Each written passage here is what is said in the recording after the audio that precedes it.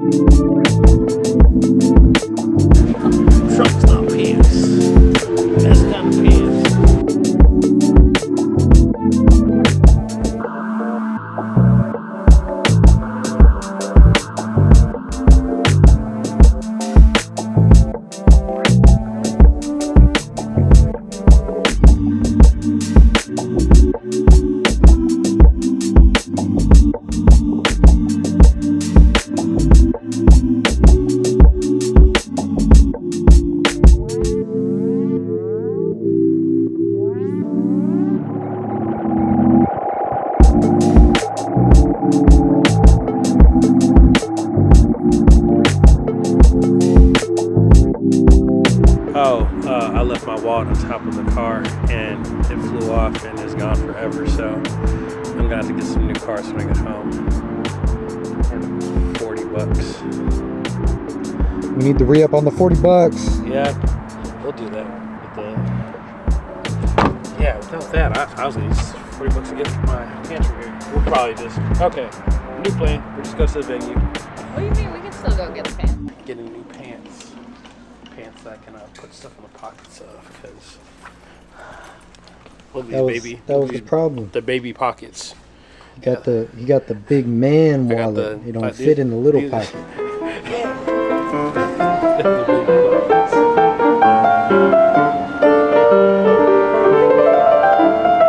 I see the vision, but it didn't come together in the best way. Capitalism.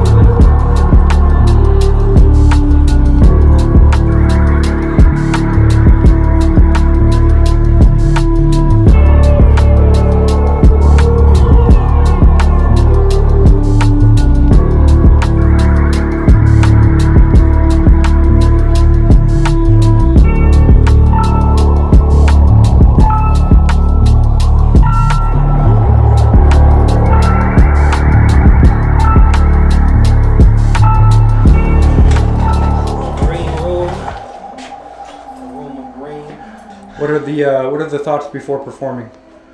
Oh man, I'm just rehearsal. That's like the first thing that's on my mind, really. You know, just kind of go through my little rough rehearsal.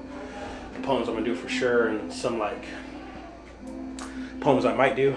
So whenever I rehearse, I just rehearse a whole bunch of poems, and then I kind of just let myself kind of like do whatever ones I'm kind of feeling in the room. So, but this one, with the event it is, I'm kind of just doing like motivational, you know, uplifting sort of poems and all that. But yeah, so we're gonna rehearse in a little bit, but we're gonna run to the El Baño first. Here we go. And we've been using Duolingo. Shout out to Duolingo. No, but we're gonna use the bathroom first, get a little water in our system, and then get to rehearsal. And I gotta put these little pamphlets up too. Young Lions Roar. Let them know about the kids all the time. Here we go.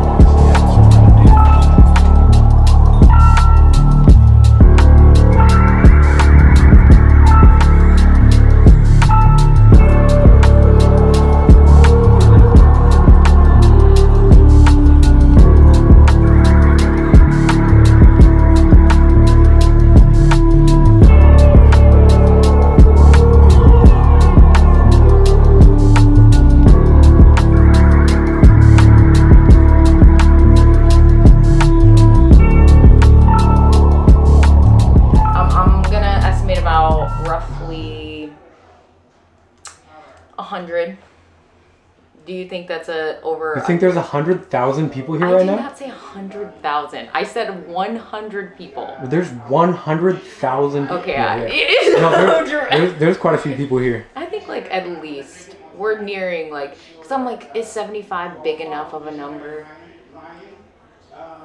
I mean, I think this might be awesome. Like at the peak of the event, there's probably going to be like at least 90. Like 200 people. Yeah, okay. There's a lot of people. I could see that for sure. People are still coming in too. We'll see what happens. I'm overwhelmed too. Like there's fucking like 4 people with cameras in there, dude. Yeah. I always get so much like timid, and y'all are all have all your cool stuff, and I'm like, how you can so easily wash your hands of him. Set fire to that Garden of Eden within his chest with no one to teach him how to tame that flame. Yet he gonna be trying his best at school. He gonna be trying his best pick up games at the park. He gonna be trying his best get shoved. Anger management. He gonna be trying his best. He gonna strive to be better than you. So he gonna be trying his best while feeling like you did him the worst. As his shoulders chip away whatever stride. As he starts to believe that you're fake because he was told that real men don't run and hide, so he outside looking towards anything as a guide. Whether Pyrus, pastors, or red pill prescriptions. He takes to heart when friends kill commitments. A simple, man, I'ma hit you back, unfulfilled feeling a little too familiar. Like the last footsteps of you he heard from porch. Like the first time he realized you wasn't coming back. You ain't just walking out on a boy, but the most important part of yourself, so big man. For you feel that warmth walking towards your son, just remember. He's going to be grown one day. He's going to have hair. He's going to have heart, and he's going to have love. He's going to see you when you laugh, cry, make mistakes, and I swear he's going to see you just the same. Like how stars look at the night sky. Like how we look at birds soaring past clouds. He's always going to see you as soaring highest, even when you at your lowest. Even when walking that beaten path that you lost in the forest, he's always going to trust in your direction, find comfort in your protection. And he ain't always going to need it, but he's going to copy that kind of compassion. You see, he's going to plant whatever was planted in him. So when you tell him that he's your world, he'll believe in that planted in him. Even when comets come crashing through self-confidence, even when walking through valleys so ominous, his mind and heart will stay fixed in your promises. Not just by your words, but by your presence in the present moment. But how you answer your son's question, did you see me do that? Or how you build him up when y'all playing with Legos. I know a handful of fathers who followed assignments. My brother Bert battles for his boys and daughters every day. My brother Preston missed one of his son's soccer games. And my brother Crazy brings his kids to his concerts. And my dad taught me to give to others before giving to myself. So don't believe that rhetoric that says black fatherhood is fiction. Just know, big man, whether you choose to see sunset or sunrise, just know they're gonna be grown one day. What's the next one? Villains. When I was a kid, I desired to be a superhero. Saturday mornings, I'd wake up in front of television, inspired by how they saved the day. At school, I'd sketch pictures of them, dressed up in their likeness for Halloween, wearing their cape so valiantly with bulletproof confidence. Strong-hearted on days that bullies turned crooks, attempting to steal chests by reminding me that Superman wasn't black. And when we kicked off our playground game of make-believe, I'd raise my hands quicker than I did in classrooms when asked, all right, who wants to be Spider-Man? Batman? God, let's mix it up. Who wants to be Venom? Mr. Freeze? The villain? To which hands dropped like third quarter grades. Hot-headed boys raising temper tantrums will pick to be the one that gets hated, killed, convicted. Because you see, as boys, we were always told to be the good guys, but we're never taught how to handle life when we have played the role of the villain. So the first time I did dirt, I felt like a bullseye, caught between crossfire of sorrow and shame. A pure soul painted as Punisher with just enough good in heart that you don't notice the skeletons on my ribcage carries. Times where fire fumed under surface, turning me screaming kettle in a house where there's no one there to pick me up before losing my head. Morals marching off cliff towards Suicide Squad, where I become a Joker who can look in the eyes of Harley Quinn with a glare riddled with question marks, with the tongue turned cape with holes from lies told, leaving scars like open wounds to a therapist turned surgeon who scrambles through tools to treat a heart that's been ripped open too many times by hands possessed by psychosis, as fingers turn from Jekyll to Hyde at a drop of a dime, like it's no longer hard to be Two-Face, accepting my role as the one who's hated, unworthy of redemption, convicted of crookedness, worthy of crucifixion, where I'm crushed under God's righteous fist, never to be thought about, because I was told as a kid, when villains cease to exist, they are never to be missed. But my heroes never told me that one day I'd break character, become shattered glass with parts so scattered across my altar that I struggle to believe that God could ever piece me back together.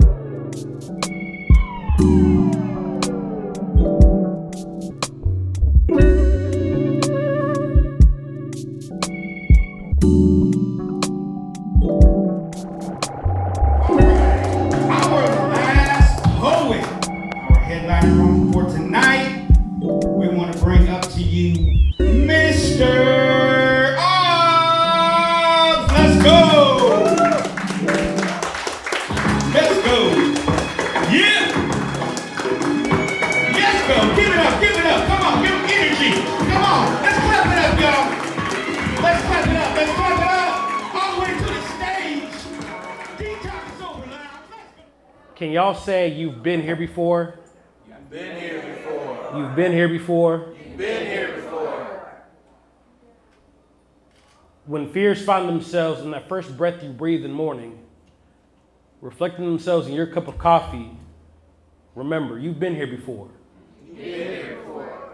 You've swam through this pool of anxiety, drenched and soaking in cynicism, palms wet as mind races in wrong direction, believing you can turn things around in this path. No, believing that you can't turn things around in this path, but you've been bending corners since birth.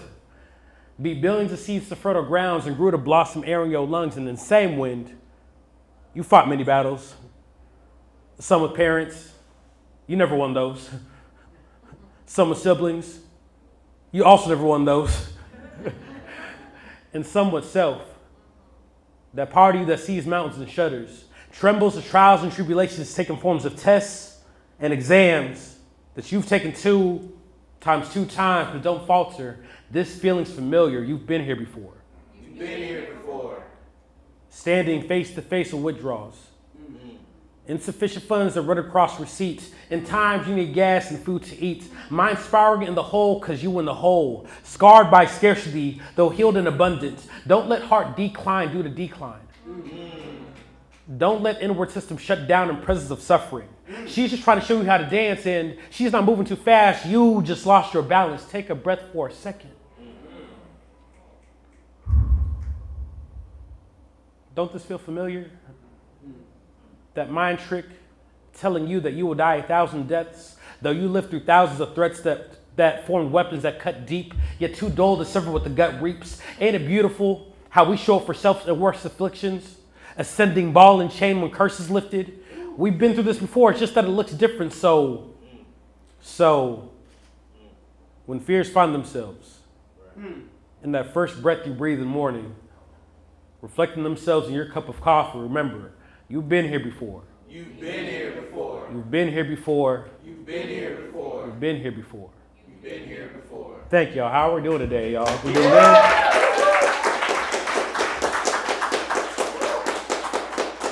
Yeah, I Appreciate y'all. I'm grateful, honored, and inspired by kind of sharing the space with y'all. Just kind of like talking and reflecting on art that kind of reflects on transformation, ascension out of the things that kind of like bind us and all that. It's been really inspirational hearing kind of the narratives of the poets, musicians, and all that. So I want you guys to give a round of applause for yourselves and that. Yeah, it's awesome to be here. Last time I was here was like 4 years ago. So I go by Mr. Aubs. So I do my work, my purpose, passion is poetry. I'm grateful and blessed to be able to do this art form as a career. Being able to inspire people, kind of just take my narrative and allow it to kind of speak to people's experiences and all that through poetry. I'm also an educator as well. I've been teaching for 10 years, but I also teach poetry through a organization we have called Young Lions, where we teach students and adults how to use poetry as a conduit for mental health purposes and kind of developing a strong, healthy perception of self, and all. Oh yeah, y'all can clap for that. Yeah, definitely. Like a lot of y'all know, I'll dangerously assume like a lot of y'all know like how powerful like art can be when you're going through places of struggle, addiction, and all that. Like for me, like art is one of those powerful pieces where we are able to kind of share our stories, and if not inspire other people, kind of like know what's going on with ourselves and kind of like facing that mirror of ourselves in the art. So again, it's a blessing to be a part of this.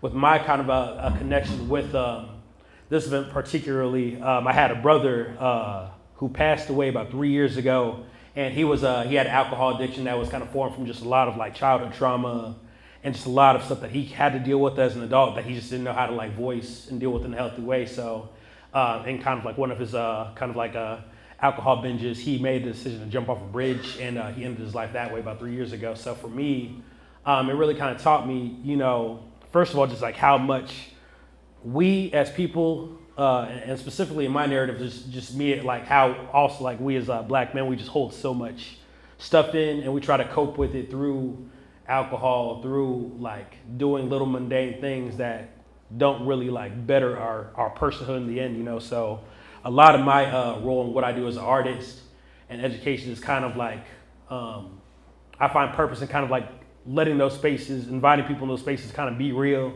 and just kind of sit with parts of themselves that's uncomfortable, and kind of like using that to kind of like build stories through art. So, but enough of that. I'm going to share a lot of poems tonight, kind of just on that topic. I wrote a poetry book not too long ago called "I Took the Wrong Path." I have a lot more copies coming. I have one copy here, but and definitely would love to give it to y'all, give it to whoever is interested. But we're gonna have it up on my site and all that pretty soon here. But yeah, the poem, the book just talks about kind of like my journey with grief, and kind of just knowing again like the effects like of addiction, how like it can make people grieve in a way where like we are not kind of trained to kind of like walk in. So it's kind of a guide also, and just how to kind of do that. So could I share a poem from that book real quick actually for y'all? And read it? Yeah, because the poems, they speak for themselves more than I could ever speak for them. So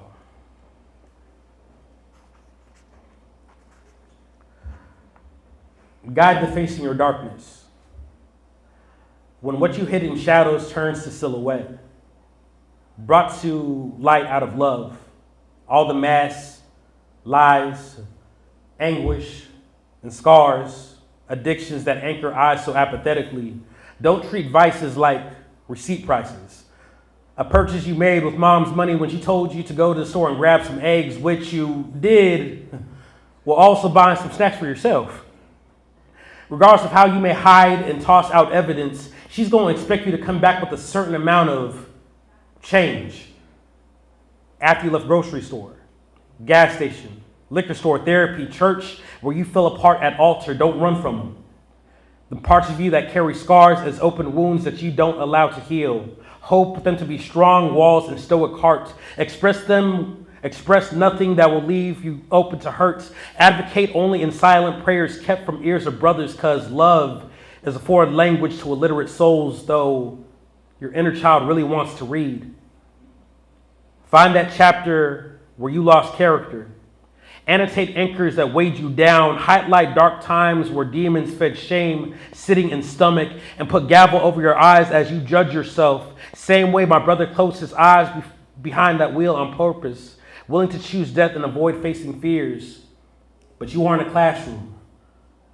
You're a student who learns from near fails, never thinking self bigger than bruised knees, in giant falls that tower your temple, built from cremated sands of golden calf that couldn't withstand grace of letters loosed from bottles you buried pages ago. You are more stained glass window than mirror. Don't project reflections onto others just so you don't have to look at yourself. Same way we look into puddles after heavy rain.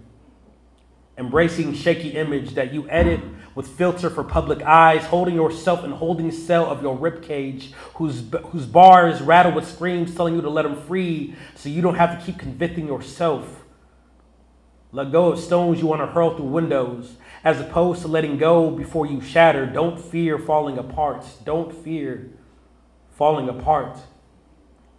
Snakes don't even return to dead skin. Monarchs never go back to cocoons. So count it all joy when your prisons pass away. Rubble floating through air like dandelion seeds, glowing in rays of sun like chandeliers, welcoming you home. Thank you.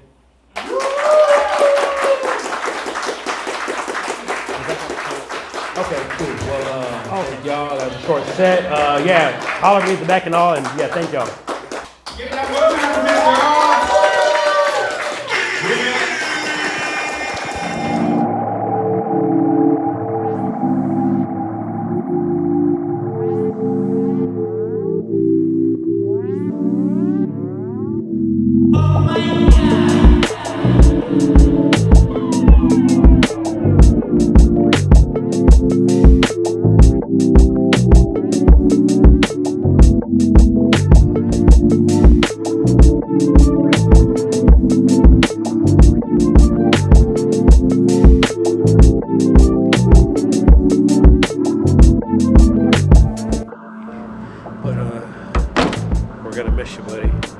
We looked around, we didn't find nothing. You're a good wallet. You served your purpose well up until the end. You probably clung to this car and knocked on the window hoping I see you. Oh, it was probably sitting right up there. There's a wallet-shaped imprint right there in there. Yeah. The next one, next wallet we get, that I get, I will take care of it like it was my own child. And I'll remember this wallet in this day. But until then, we tried.